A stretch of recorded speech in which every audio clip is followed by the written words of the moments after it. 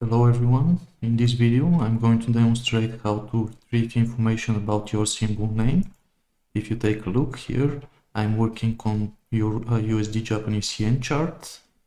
You can see here in the market watch different symbol names, but in this case, once again, I'll be working with USD Japanese yen.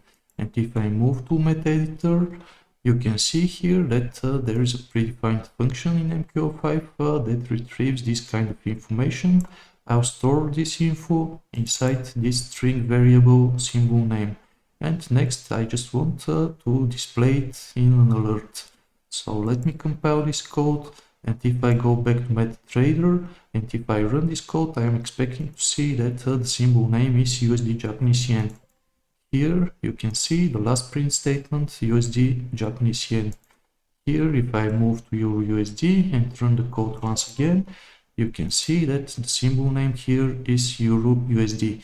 And of course this is a really simplified example, but if you use this kind of information in a real trading algorithm, it could be really useful, and especially when you work with multi-symbol expert advisors.